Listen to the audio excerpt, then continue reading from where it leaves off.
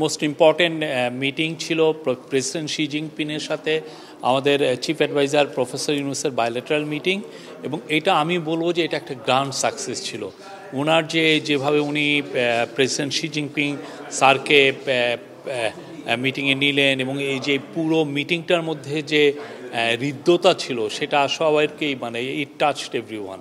এতে বোঝা যায় যে তাকে প্রফেসর ইউনূসকে কি কতটা উঁচু স্তরের লিডার হিসাবে ওনারা দেখছেন এবং কতটা তার সাথে মানে বাংলাদেশের সাথে তারা কতটা ভালো সম্পর্ক করতে চান।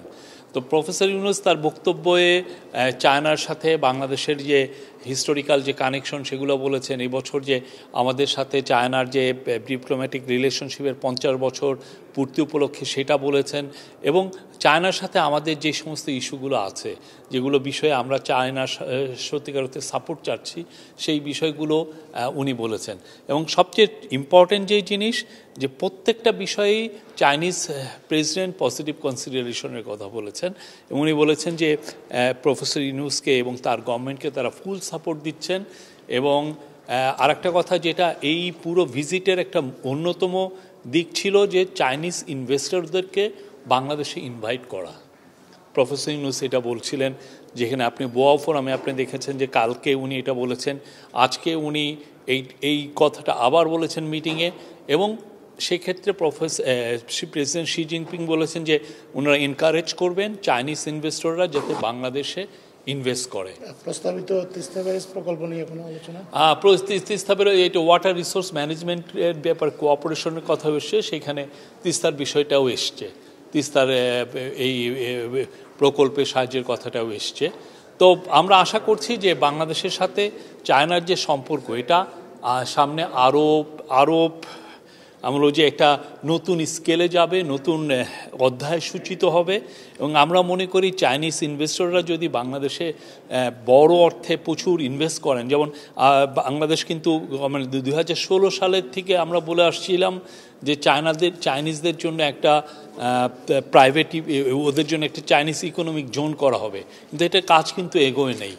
কী কারণে এগোয় নেই আমরা জানি না, বাট এই আমাদের গভর্নমেন্ট আসার পরেই খুব দ্রুত চাইনিজ ইকোনমিক জোনের কাজ হচ্ছে, এবং by this year end of this year এইটার দ্রুত কাজ শুরু হবে। এবং সেইটার আলোকে প্রচুর ইনভেস্টররা তাদের ইনভেস্টমেন্ট শো করেছেন, কিন্তু অবভিয়াসলি চায়নার ইনভেস্টররা তাদের গভর্নমেন্টের দিকে তাকিয়ে থাকেন যে তাদের গভর্নমেন্ট কী বলেন। তো চাইনিজ যেহেতু এখন প্রেসিডেন্ট শি জিনপিং যেহেতু বলেন যে তারা এনকারেজ করবেন, উনি শব্দটা বলেছেন এনকারেজ করবেন যে চাইনিজ ইনভেস্টররা যাতে বাংলাদেশে ইনভেস্ট করে, তা আমরা আশা করছি চাইনিজ ইনভেস্টমেন্ট অনেক ম্যাসিভলি বাংলাদেশে আসবে। আর এইটার সাথে কিন্তু জড়িত আমাদের জব গ্রোথ, আমাদের বাংলাদেশে জব তৈরি করাটা একটা বিগ ইস্যু হয়ে দাঁড়িয়েছে, এবং প্রফেসর ইউনূস চাচ্ছেন যে খুব দ্রুত প্রচুর জব তৈরি করতে। চাইনিজ ইনভেস্টররা যদি বাংলাদেশে আসে, চাইনিজ স্পেশাল ইকোনমিক জোনে যদি তারা ইনভেস্ট করে, এবং অন্যান্য ওরা মংলার ওইখানেও একটা ইপিজেডের এক্সপোর্ট প্রসেসিং জোনের ওইখানে ইনভেস্টমেন্ট করতে চাচ্ছেন।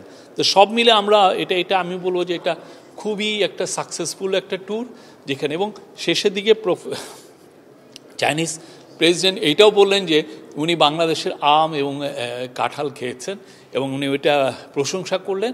এবং এর ফলে আমরা যেটা দেখছি যে আগামী এই আমের যে সিজন জুন জুলাই অগাস্ট, এখান থেকে মে জুন জুলাই অগাস্ট, সেই সময় থেকে আমরা আশা করছি যে ইনভেস্টমেন্ট চায়নার এক্সপোর্টটা শুরু হয়ে যাবে, চায়নায় আমাদের আমের এক্সপোর্টটা। Overall it's a fantastic. এরপরে একটা ইনভেস্টরদের জন্য একটা সেশন ছিল 40 মিনিটে, ওইখানে 100-র বেশি ইনভেস্টর এসেছিলেন। বাংলাদেশে কীভাবে ইনভেস্টমেন্ট করা যায় সেটার উপরে একটা ডিটেল একটা বক্তৃতা হচ্ছে, ওইখানে প্রফেসর ইউনূস বক্তৃতা দিয়েছেন, আমাদের বিডা চেয়ারম্যানও বক্তৃতা দিয়েছেন, এবং আমরা উই গট পজিটিভ রেসপন্স।